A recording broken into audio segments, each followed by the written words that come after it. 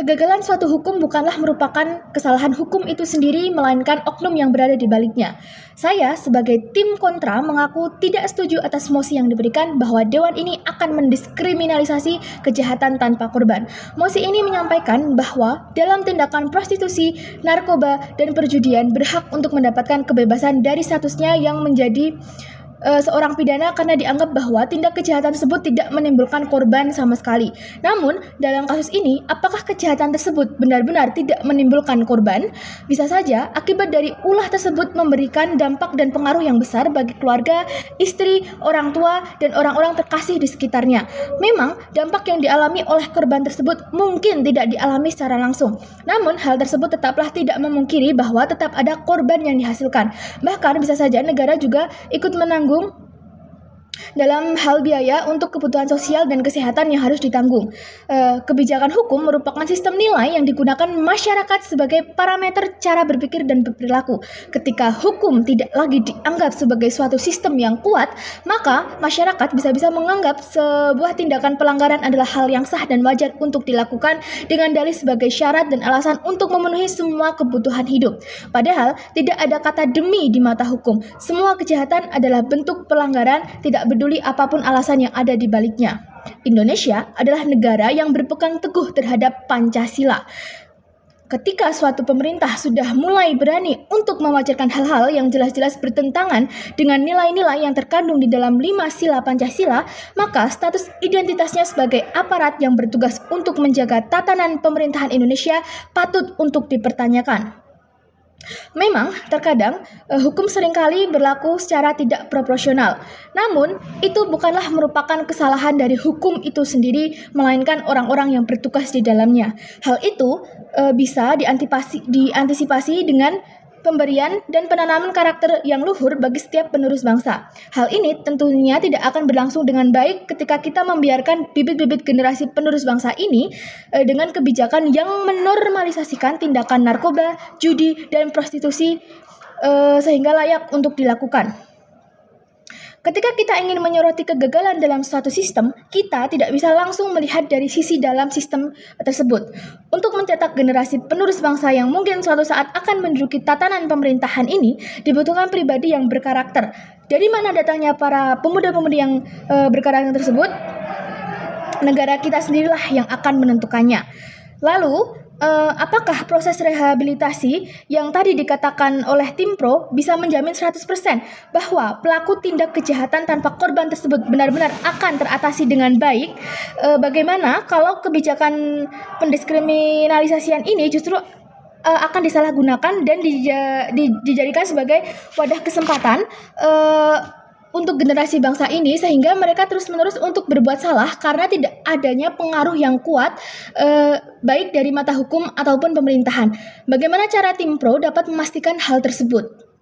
Sehingga dapat disimpulkan bahwa mencabut status pidana bagi pelaku tindak kejahatan adalah suatu hal yang terlalu gegabah, berisiko tinggi, dan akan merusak tatanan sosial pemerintahan. Selanjutnya, mengapa saya menolak kebijakan ini akan saya uraikan dalam argumen.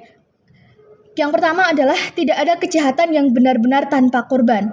Justru hal-hal kejahatan yang kita anggap tidak memiliki dampak dan korban malahan benar-benar memiliki pengaruh yang besar. Contoh saja, pengguna narkoba tidak hanya merugikan dirinya sendiri namun juga merugikan keluarganya karena bisa saja akan menimbulkan intimidasi sosial yang sangat tinggi, serta akan pula merugikan sebuah negara. Kemudian yang kedua, kejahatan bukanlah jawaban atas masalah ekonomi yang dialami. Manusia adalah makhluk Tuhan yang diberkati atas pikiran dan akal budi yang sangat tinggi. Meskipun kita mengalami masalah finansial yang sangat tinggi, itu bukan berarti menjadi pintu berdorong bagi kita untuk melakukan tindakan kejahatan. Saya rasa banyak cara yang bisa diambil untuk mengantisipasinya. Alih-alih memilih cara dengan prostitusi, mengapa kita tidak mulai menjual keterampilan dan skill-skill kita daripada kita hanya menjual diri. Kemudian yang ketiga adalah normalisasi perilaku menyimpang. Mencabut status pidana para pelaku tindak kejahatan tanpa korban sama saja dengan mengirimkan sinyal bahwa pelanggaran dan tindakan tersebut wajar untuk dilakukan. Hal-hal tersebut tentunya sangat membahayakan untuk anak-anak muda, sehingga mereka akan menormalisasikan pesta narkoba dan judi merupakan suatu kebiasaan yang lazim untuk dilakukan. Kemudian yang keempat adalah dampaknya terhadap stabilitas sosial dan ekonomi. Jika perilaku menyimpang ini terus dinormalisasikan, maka produktivitas masyarakat akan menurun. Karena pasti banyak orang-orang yang akan merasa terlena akan dunia fantasinya sendiri akibat pengaruh dari narkoba dan judi yang sudah biasa mereka konsumsi. Anak-anak muda juga tidak akan terbiasa untuk belajar dan bisa saja mereka sudah kehilangan kemampuan mereka untuk terus berpikir kritis. Kemudian yang kelima adalah fungsi hukum bukan hanya untuk menghukum tapi juga untuk mencegah. Hukum yang kuat akan memberikan pengaruh yang besar bagi semua tatanan penyelenggaraan sosial yang ada di negara ini. Kebijakan hukum yang kuat akan menyebabkan banyak statement muncul bahwasanya lebih baik untuk kita mencegah daripada harus terlibat dalam hukuman yang mungkin akan kita alami.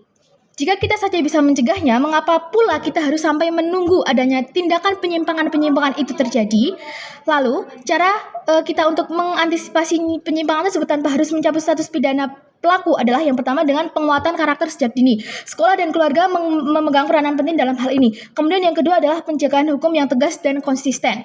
Hukum harus dilakukan tanpa tebang pilih terhadap semua elemen masyarakat. Kemudian yang ketiga adalah memberi kebijakan zona nyaman sosial. Kita harus menerbitkan zona-zona lingkungan yang aman seperti lingkungan yang bebas narkoba, bebas prostitusi dan juga bebas perjudian.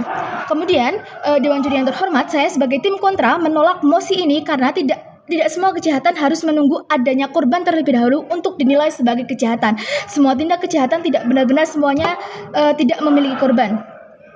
Kedaulatan hukum lebih penting daripada kebebasan pribadi yang dapat merusak dan merugikan tatanan sosial pada akhirnya kelak. Sehingga saya rasa memberikan kebijakan untuk pendiskriminasian tindakan sosial yang yaitu para pidana yang bertindak kejahatan dan tidak memiliki korban adalah suatu hal yang sangat tabu dan saya rasa tidak pantas untuk direalisasikan. Terima kasih. Wassalamualaikum warahmatullahi wabarakatuh.